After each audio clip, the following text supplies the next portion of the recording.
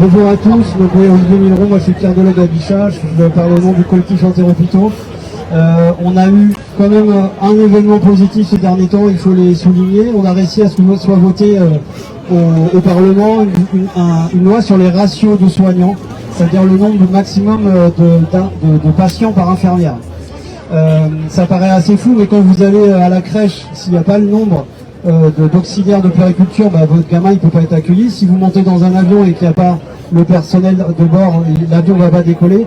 À l'hôpital, il n'y a pas de normes, sauf en réanimation. Et jusqu'à maintenant, ça a toujours été une variable d'ajustement. Quand on a commencé à faire l'hôpital entreprise et à pressuriser le budget des hôpitaux, 60% du budget des hôpitaux, c'est la masse salariale. Et donc c'est la masse salariale qu'on va diminuer, ce qui explique la dégradation des conditions de travail et le fait que les gens aient quitté l'hôpital parce qu'ils ne supportaient plus de travailler dans ces conditions-là. Il y a des études qui ont été faites dans d'autres pays qui montrent que quand on diminue le nombre de patients par infirmière, on améliore la qualité des soins, on diminue les complications pendant l'hospitalisation, on diminue la durée d'hospitalisation et on diminue la mortalité des patients pendant l'hospitalisation, mais après aussi l'hospitalisation, et on diminue la réhospitalisation, donc toutes les complications. Ça, bien sûr, c'est bénéfique pour les patients, c'est bénéfique pour les équipes, parce que les gens travaillent dans des meilleures conditions, et donc on a des équipes qui sont beaucoup plus stables, et on passe pas notre temps comme maintenant à former des gens qui vont s'en aller. Et en plus, ça fait faire des économies sur le budget de la santé. Le projet il y avait un projet de loi qui avait été déposé par Jomier au Sénat, qui avait été voté de façon transpartisane et qui finalement a été voté au Parlement grâce aux résultats des dernières législatives.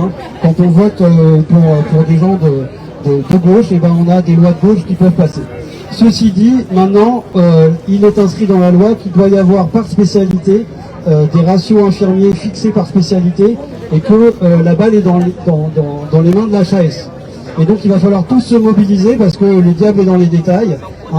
L'application des 35 heures à l'hôpital, ça a été une catastrophe parce qu'on n'a pas mis les moyens pour que les gens travaillent dans des meilleures conditions et on les a pressurisés. Ça a été le début de la dégradation des conditions de travail. Et donc aujourd'hui, il va falloir que tous les soignants s'impliquent dans cette procédure de fixation des ratios.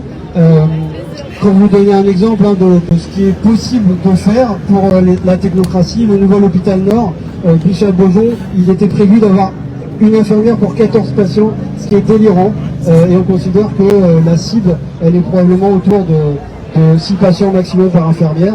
Et en tout cas, il va falloir que on se mette sur ces discussions sur comment on fixe les ratios et quels sont les ratios d'arrivée.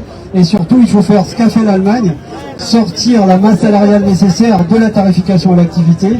C'est des conditions de sécurité, c'est de la qualité des soins. Donc c'est non discutable, il faut que ces salaires nécessaires à l'application des ratios soient sanctuarisés dans le budget de la sécurité sociale. Je vous remercie de votre attention. Bravo. Bravo.